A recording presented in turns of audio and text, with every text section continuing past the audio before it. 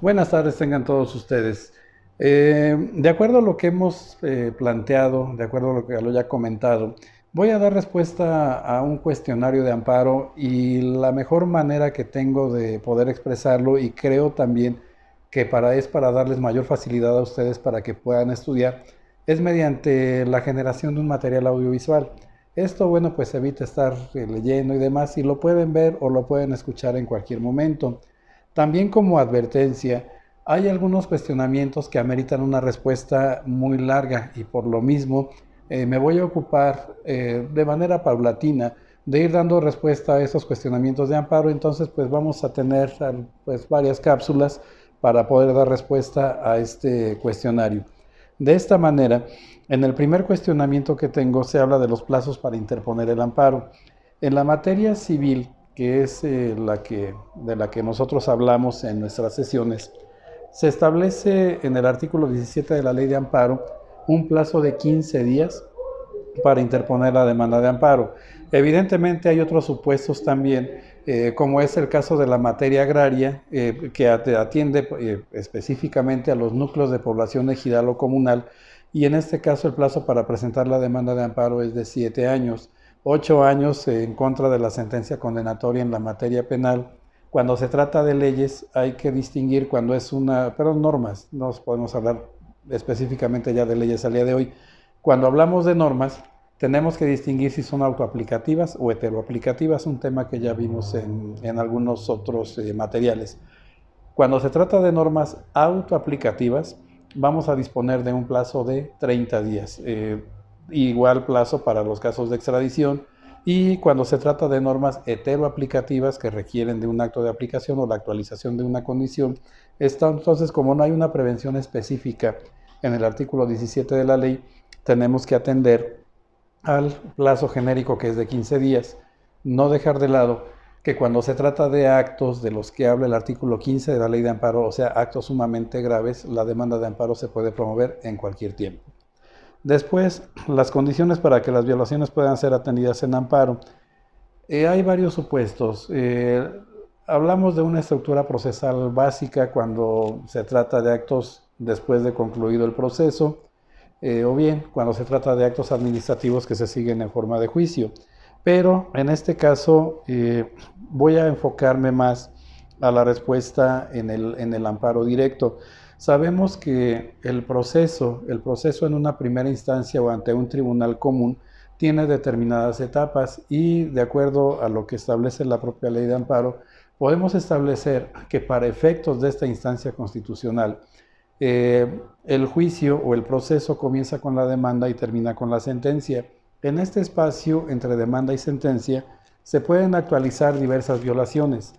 Una de ellas o algunas de ellas son de naturaleza procesal y otras más son de naturaleza sustantiva. Cuando resentimos violaciones procesales dentro del proceso, esto es nuevamente entre la demanda y la sentencia, no podemos ir de manera inmediata al amparo, sino que tenemos que esperar hasta que se dicte la sentencia de primera instancia, que esta causa ejecutoria para agotar definitividad, o bien cuando hablamos de juicios orales mercantiles, también ya sabemos que la sentencia causa ejecutoria de manera inmediata o por ministerio de ley, porque no hay recurso disponible. En tal sentido, lo que vamos a señalar como acto reclamado en el amparo directo es la sentencia que le pone fin al proceso, reitero, una vez que ya causó ejecutoria. Y entonces aquí es cuando podemos nosotros combatir las violaciones que se actualicen en el proceso. Estas violaciones que se actualizan en el proceso de naturaleza, insisto, de naturaleza procesal, deben reunir algunas condiciones para que puedan ser atendidas o declaradas operantes o bien declaradas suficientes para conceder eventualmente un amparo que va a provocar la reposición del proceso. Entonces, en primer lugar, la violación procesal en cuestión tiene que actualizarse entre la demanda y la sentencia, porque si es antes de la demanda no estamos en el supuesto del amparo directo, sino del amparo indirecto y nos tendríamos que remitir al artículo 107 de la Ley de Amparo. Si hablamos de un acto que es después de concluido el proceso, es decir, después de dictada la sentencia, estamos exactamente en el mismo escenario, sería materia de amparo indirecto por disposición del precepto que ya mencioné. Entonces, esa es la primera condición. La segunda es agotar definitividad. Definitividad quiere decir, según ya lo hemos explicado, o bien que este principio procesal del amparo se llama de esta manera porque el amparo procede de manera excepcional y solamente en contra de actos definitivos, entendiéndose por estos los que no admiten recurso o medio de defensa, o bien que admitiéndolo, este ya haya sido agotado. Por lo tanto, cuando nosotros resentimos una violación procesal, perdón por el ruido, resentimos una violación procesal dentro del proceso, tenemos que verificar si tenemos al alcance recurso o medio de defensa, que tiene que ser, y aquí es muy importante, tiene que ser el correcto.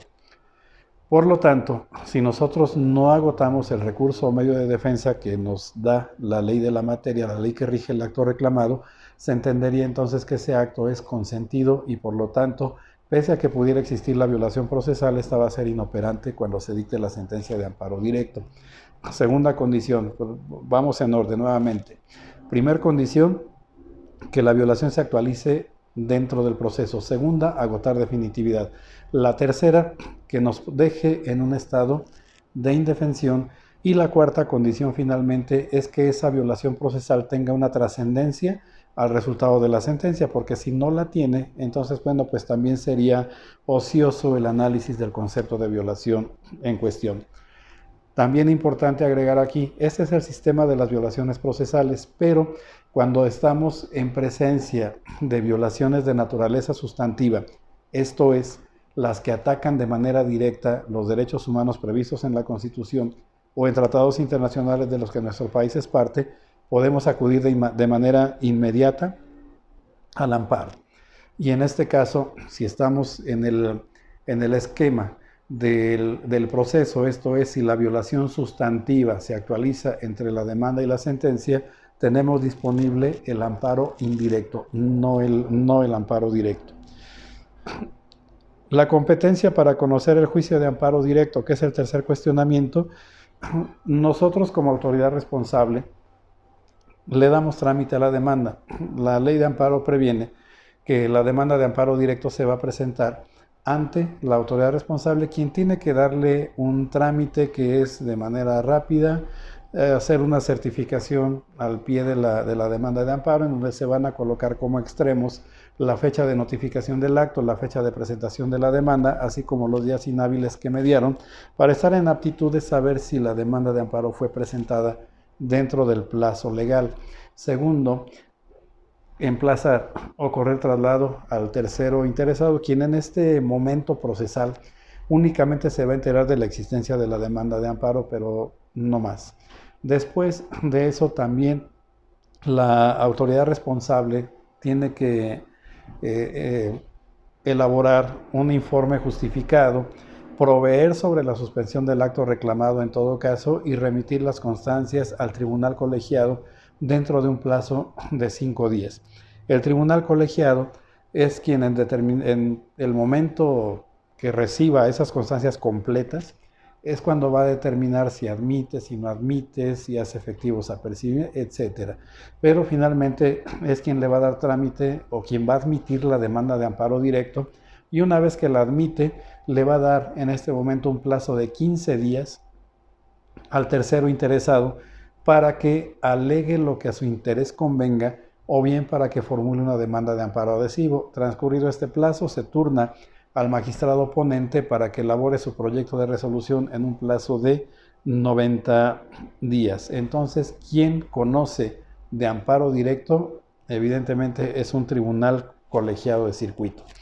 Por razones de extensión y para no cansarlos, les dejo este primer material esperando que sea de utilidad y a la brevedad le doy respuesta al resto del cuestionario y se los voy enviando. Espero que sea de gran utilidad para ustedes. Tengan una excelente tarde.